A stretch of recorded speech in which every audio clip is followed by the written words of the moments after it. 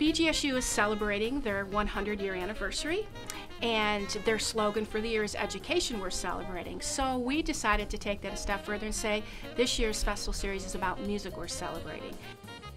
The festival series is a program that the university got together some years ago, about 30 years ago actually, and it's to bring in top name artists into the Bowling Green community, not only for our students and faculty, but also for the community. Branford Marcellus is one of the top saxophonists and improvisers of our time.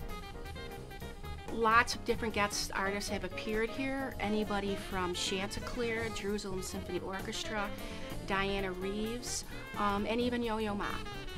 The last jazz musician for the Hanson series was Terence Blanchard. People still talk about this concert like it was the greatest thing. I remember hearing one of my students now, he was a freshman, saying it was the greatest concert he's ever heard in his life. And so something like this has an impact, people are still talking about, 3 years later. So I'm guessing that Branford's going to have the same weight in what he brings to BG. Dottie and Dwayne Hanson are friends of the College of Musical Arts, and they got together a series some years ago where they bring different artists to the campus.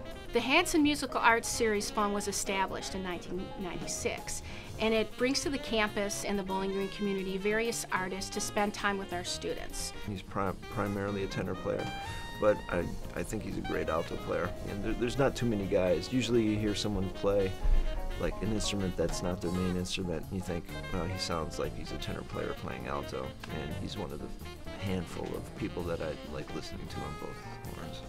What's really great about having these artists here on campus is not just because of their wonderful performances, but also for the time that they get to spend with our students. Our students get the opportunity to have a master class with these artists, or perhaps have a question and answer session to hear about their life. And this enables our students to network with these people and kind of get a feel for, well, what's it like to be out there doing what they're training here to do. I think you'd be hard-pressed to find a jazz musician that education is not a component of what he does.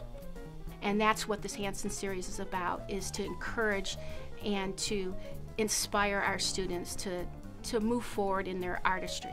He's not going to be beating around the bush, and he's going to, tell the students probably what they need to hear as opposed to what they want to hear.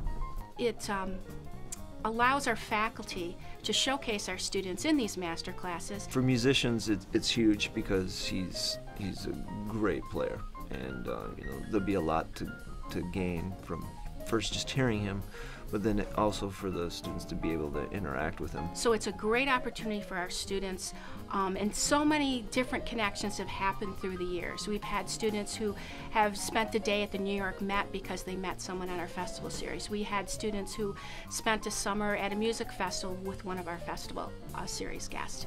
So all kinds of connections happen. I think for the general populace, if there's such a thing as a jazz star, he certainly is one. Come out while you can.